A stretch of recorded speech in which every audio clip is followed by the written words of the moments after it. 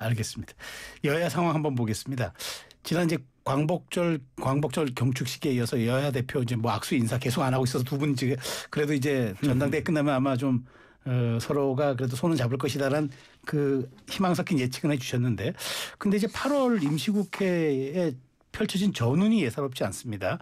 민주당은 이제 7월 임시국회 때 처리하지 못한 노란봉투법, 그다음에 방송문화진흥법 나머지 두 개법, 상법 개정안 이런 쟁점 법안들을 속도감 있게 밀어붙이겠다는 생각이고, 국민의힘은 전대 날짜만 빼고는 이제 필리버스터든 어떻게든 막아보겠다는 건데, 이건 뭐 시간만 벌지 사실은 결과는 뻔한 일이라 박 의원님 내부에서 속도 조절 얘기는 전혀 없죠. 뭐 노란봉투법, 방송법 이런 거 말씀이십니까? 네. 뭐 시간 조절이라든지 이런 얘기는 없고요. 네. 그러니까 잠깐 좀 보태서 말씀을 드리면 네. 노란봉투법 같은 경우에는 제가 과거 법사위 간사할 때 이럴 때 보면은 법원 특히 이제 대법원 등으로부터 의견을 받거든요. 네. 법안 통과시키기 전에. 그때 이제 대법원에서 준 의견을 보면은 이게 어떤 새로운 입법이 아니다. 네. 그동안 대법원이 수십 년간 판례로 축적해왔던 법리를 네. 입법으로 구축한 것이다. 네. 그래서 문제가 없다. 이런 의견을 줘왔거든요. 그래서 네. 지금 뭐 재계나 이런 쪽에서 걱정을 하시는데 사실 과거에 판례로 축적되었던 내용이 반영된 네. 수준이라서 그렇게 걱정하실 필요는 좀 없지 않나. 또 그런 이유에서 굳이 이걸 일부러 뭐 시기를 조정한다든지 뭐 할 필요는 없지 않나. 이게 네. 제 생각입니다. 예. 김 의원님 노동계를 또 한때 대표하셨고 또 이런 법리에도 밝으신데 지금 뭐 암참 회장 같은 경우도 와서 조금 그 속 좀 유예 좀 해달라 이렇게 얘기도 하고 하는데 어떻게 보세요? 암참이 외국인 투자기업 뭐 지금 회장 같은 경우도 네. 상당히 그 목소리가 뭐 제스처 한번 하는 정도가 아니에요. 그러니까 이게 특히 노란봉투법 같은 경우는 네. 이제 애투기업 입장에서 한국에 한때는 이 각현 노사분규 때문에 네. 참 이 고민들을 많이 했거든요. 네. 그렇지만 이제 지금 한 10년 넘게 이제 노사관계가 대체적으로 많이 안정돼 있어서 네, 네. 그나마 이제 그 노사 분쟁 때문에 이렇게 기업 걱정 이거는 없어졌는데 네, 네. 다시 이걸 노사관계가 또 악화되는 어떤 그런 계기가 될 수 있지 않겠나. 네. 그런 측면에서 이제 노란봉투법. 저도 개인적으로는 이 뭐 참 정말 이 대기업의 협력 그런 하청회사 노조들이 네. 막 이렇게 결국은 뭐 그런 파업을 하더라도 원청에서 뭐 이율이라든지 뭐 요율 네네. 그리고 뭐 좀 뭐 그런 하도급 뭐 형태에 좀 여건이 나아져야 하도급 협력 회사들의 네. 이 근로조건이나 임금 복지가 좀 개선이 되는데 네. 그러니까 이제 지금 대기업 중심의 그런 정규직 노조 운동이 네. 이 협력 하청회사의 그런 열악한 근로조건을 개선시키지 못하고 있어요. 그래서 이제 엄청난 이 양극화 차별화의 가장 또 요인 중의 요인인데 그런 측면에서 저는 뭐 그 노란봉투법에서도 일부는 네. 저는 이 가령 뭐 이런 정말 협력 하청에서 그런 힘없는 노조들의 네, 네. 파업 투쟁을 갖다 막기 위해서 뭐 선배 가압류를 갖다 이렇게 참 남용하고 남발을 하면까지 노동운동을 탄압했던 그런 부분은 고쳐지는 게 저는 네. 맞아요. 네. 그렇지만 이게 이제 교섭 범위를 갖다가 이게 모두 다 원청을 상대로 네. 그냥 상급단체 그냥 한국노총이든 민주노총 나서면은 다 이제 협상에 응하지 않으면 부당노동행위 네. 되는 것이고 파업 사유가 되는 것이고 이리 네. 가는 건데 네. 그런 부분에 대해서는 좀 더 시간을 가지고 좀 노동운동의 사회적 책임이 좀 더 강화되고 그런 분위기가 형성됐음에도 네. 불구하고 여전히 기업 사임주 관리자들의 인식 변화가 없다면 그때는 뭐 민주당이 뭐 지금처럼 강화된 그런 네. 뭐 노동종 조합 뭐 이런 조정 법안을 통해서 하더라도 그래서 조금은 좀 조정을 하면 하는 바람이에요. 지금 말씀하신 부분에 대해서 제가 좀 반박 겸 네. 설명을 좀 네. 드리면 제가 아까 이 노란봉투법이라고 불리는 노조법 2, 3조 개정안이 그동안 대법원에 의해서 축적되었던 판례를 반영한 것이다. 네. 네. 그러니까 대법원 판례의 취지는 이거예요. 진짜 사용자라는 것에 대한 요건과 기준을 판례가 마련한 거예요. 그리고 진짜 사용자로 판단될 수 있는 그 요건과 기준이 맞아서 네. 사실상 진짜 사용자면 네. 협상하라는 거예요. 그러니까 지금 말씀하셨던 것처럼 그냥 원하청 관계만 있으면 무조건 다 네. 원청에 이게 아니거든요. 네. 그런 걸 판례로 축적해 왔는데 그 판례로 축적했던 내용을 법으로 반영시킨 겁니다.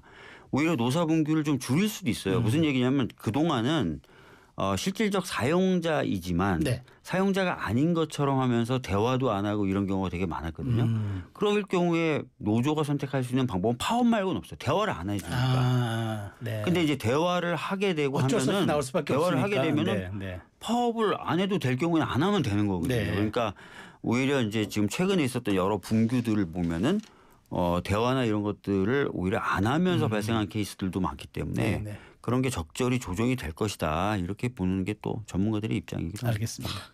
그런 걱정 그렇게 괜찮은 법인데 왜 암참 매장 같이 기업 입장에서는 기존처럼 원하청 하청 해가지고 자기네들 실질적인 사용자지만 사용자가 아닌 것처럼 포장을 한 뒤에 책임은 면하고 이게 돈 벌긴 더 좋죠. 근데 이 구조가 적절치 않다는 건 지금 김성태 의원님도 얘기하셨을 뿐만 아니라 네. 대법원 판례 기준에 따라서 이거는 만약에 분규가 발생하잖아요. 네. 그러면 다 협상하라고 했단 말이에요. 법원이 지금까지. 네. 그렇게 막 포장을 했던 대기업들도. 그래서 사실상 실질적인 차이에 있어서는 그냥 대법원 판례가 법으로 들어왔다. 실질적인 면에서 이렇게 알겠습니다. 보시면 돼요. 알겠습니다.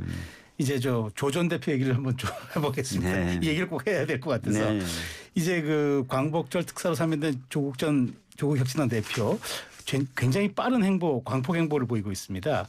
그리고 이제 뭐 문 전 대통령 예방, 뭐 노무현 전 대통령 모여서 참배, 그리고 또 부산에 출마 선언했던 곳을 또 가고 굉장히 이제 그 말하자면 광폭 행보를 보이는데 더더군다나 내년 선거 통해서 국민의힘 의석수 반 이상 줄여야 한다고 얘기하면서 마음 같아서는 0이 돼야 한다고 얘기하는데 아니 김 의원님 이렇게 조 전 대표의 이렇게 그 빠르고 강한 발언들 배경이 뭐라고 보십니까? 그러니까 본인이 이제 막 한 8개월간의 공백을 털어내고 네. 이제 정치 일선에서 여전히 조국 혁신당 대표로서 또 여전히 이제 조국이라는 정치인으로서 국민들에게 상당한 또 지지도 받고 또 네. 존재감도 유지하고 싶은 그런 뭐 마음이 좀 너무 성급하게 지금 나오고 있어요.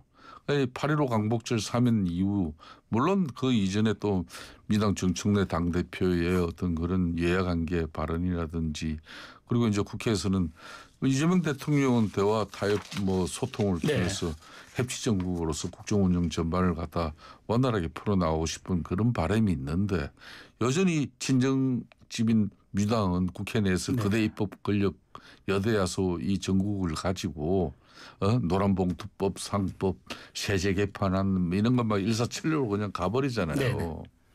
그러다 보니까 이제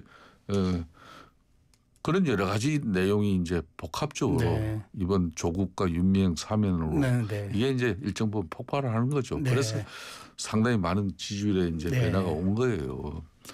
그렇다면은 그 가장 큰 수혜의 대상인 조국 전 대표 입장에서는 본인이 좀 겸손해지고 또 자성과 성찰을 통해 가지고 자신을 갖다 좀 이렇게 좀 뭐 좀 아우르고 추스린 그런 자정의 노력의 시간이 더 중요한 건데 이분이 그냥 내년 뭐 지방선거 6.3 선거에서 자기가 보궐 뭐 선거로 뭐 중앙정치에 다시 이제 등극도 할 수 있고 안 그러면 뭐 서울 부산 뭐 강력단체장이라도 나서서 뭐 자신의 존재감을 보이겠다.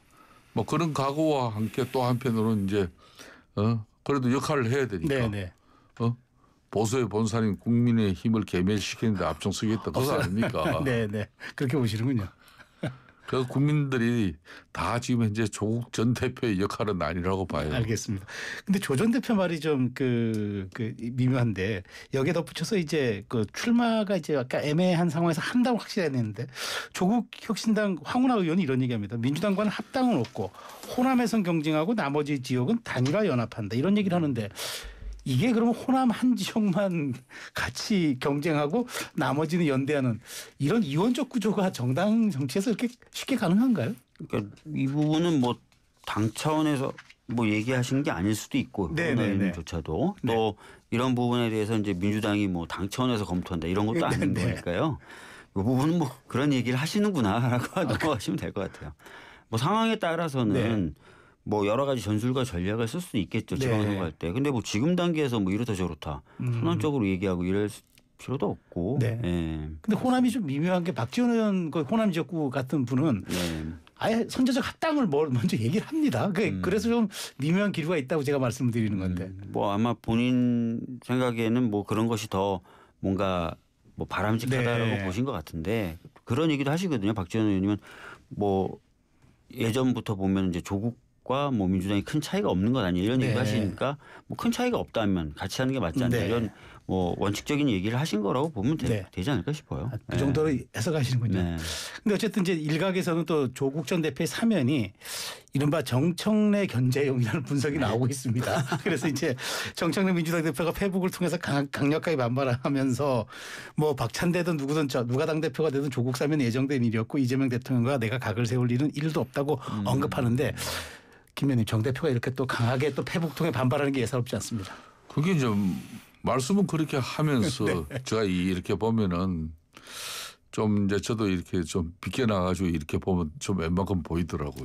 그러니까 지금 정청래 대표 입장에는 이재명 대통령식 그러니까 이재명 따라하면은 자기도 대통령 된다 이런 생각을 좀 가지고 있어요. 강력한 팬덤면 쳐가겠다. 그러니까 뭐 사실상 이 집권 세력이 되고 나면은 야당 시절에 하던 그런 스탠스나 또 처신은 안 되거든요. 왜? 집권당은 국정 운영의 한 축입니다. 그 대통령만 잘한다고 되는 게 아니에요. 집권당도 잘해야 돼요. 또 집권당만 잘한다고 집권당은 잘하는데 대통령이 잘못하면 그 동반이에요. 항상. 그래서 이제 당정 일체가 만든 집권 세력은 숙명적으로 받아들여야 돼. 그러려면은 아무리 뭐 야당 시절에는 정청래 의원이 그런 뭐 자기 정치, 자기 칼라가 강하더라도 이제는 집권 세력의 당 대표이기 때문에 자기 칼라, 자기 개성보다는 대려 이재명 대통령의 국정 운영 성공을 위해서는 자기를 좀 숙여야 되지. 숙이고 그래야 이재명 대통령의 국정 운영이 국민들한테 읽히고 보이는 거예요. 그런데 당이 뭐 사법개혁하고 검찰개혁하고 뭐 언론개혁 다 뭐 추석 밥상머리 안에 자기가 뭐 국합 배드캅 해가지고 뭐 다 끝장내겠다 이래버리면요. 그럼 이재명 대통령은 뭐 하냐고 그러면은.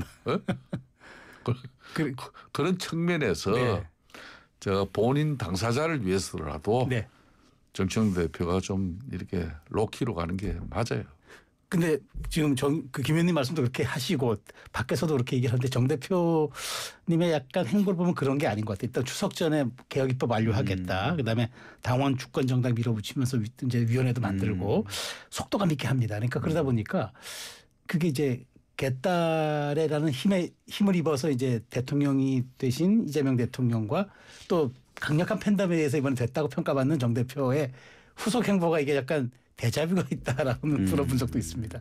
근데 지금 이제 검찰 개혁 관련돼서 아마 말씀하신 것 같습니다. 어제 이제 총리부터 시작해서 뭐 대통령 실장 그리고 또 대통령이 워딩으로 그 어떻게 보면 섬세한 검찰 개혁을 얘기하셨잖아요. 총리도 말씀하시더라고요. 섬세한 검찰 개혁을 얘기하신 것 같은데 원칙적이고 맞는 말씀 하신 거고 정말 맞는 말씀 하신 거죠. 부작용 들여다보긴 봐야죠. 이게 검찰 개혁이라고 하는 것이 이제 그 결과적으로는 국민들에게도 크나큰 효능감을 드려야 되는 것이거든요. 그러려면 이제 어떤 하자가 있거나 오류가 있으면 안 되지 않습니까? 그래서 그런 부분은 이제 열심히 잘 챙겨라라는 원칙적인 말씀을 하신 거고 그래서 당에서는 또 그런 부분에 있어서는 또 충실히 하자 없고 오류 없이 뭐 그런 어떤 내용들을 준비해 나가면 될 것 같고요.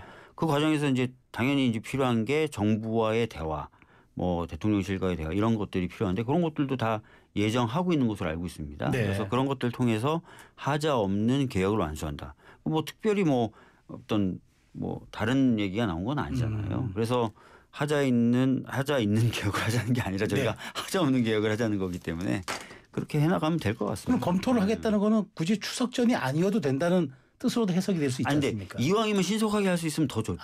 기왕이면 하자가 없고 신속하면 베스트. 이런 거예요. 정청래 대표가 이제 당원 주권으로 예전에 이제 강성 팬덤을 이제 유지하려고 하는 그 부분은 때가 되면 또 그걸 해도 돼요. 그렇지만 지금은 이재명 대통령 정권 초기입니다.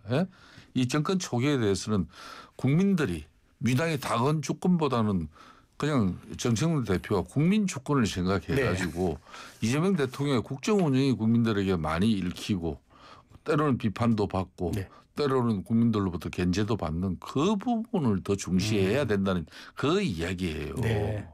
그러니까 지금 이런 때는 뭐 누군들 갖다가 뭐 윤석열 정권 입장에서 그 수식적인 당정 관계 너무 지나치게 하다 보니까 국민의힘 같은 경우는 집권당의 면모를 완전히 상실해 버렸잖아요. 제가 그렇다고 수직적으로 가라는 건 아니에요. 그리고 그렇다고 이 수평도 말이에요.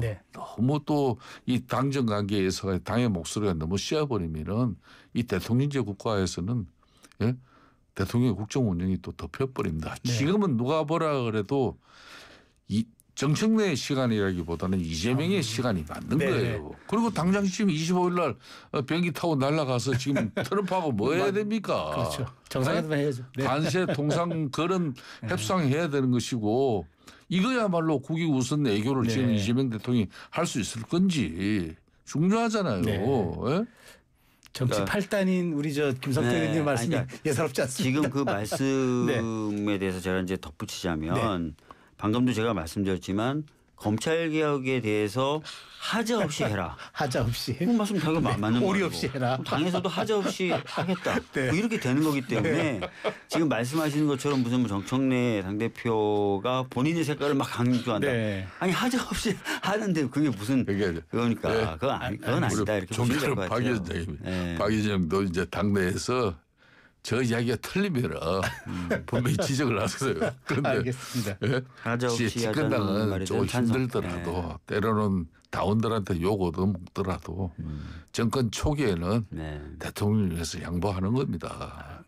아니 그러니까 사실은 뭐 그게 맞는 말이죠. 그걸 저희들이 부정하거나 제가 말씀드리고 싶은 취지는 정청래 당대표님이라고 해서 그 원칙을 저버리고 본인이 더 튀겠다라든지 이런 생각은 없을 것이다. 이런 얘기죠. 알겠습니다. 자, 특검 얘기 좀 잠깐 가봐야 되겠습니다. 어제 비상계엄 가담 방조 혐의 받고 있는 이제 한덕수 전 총리가 내란 특검팀에 출석했는데 이제 주거지 등에 대한 압수수색 마친 이후 첫 소환조차 끝내고 이제 오전 16시간 조사 마치고 나왔는데 자, 이 부분 그러면 이제 이상민 장관에 대해서는 이제 이미 구속이 돼서 재판에 넘겨졌는데 맞습니다. 총리까지 어떻게 가실 수 있다고 보세요? 그러니까 사실은 이상민 장관이 구속됐을 때 예상이 되는 거죠.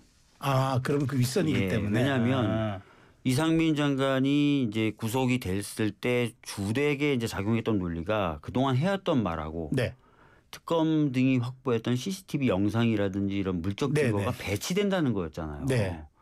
그런데 그 CCTV 영상에 사실 한덕수 전 총리의 모습도 담겨 있는 것이고 한덕수 전 총리도 지금까지 해왔던 말들이 대부분 그 CCTV 영상 등에서 나오는 실제 모습하고 배치되는 말을 계속 해왔다.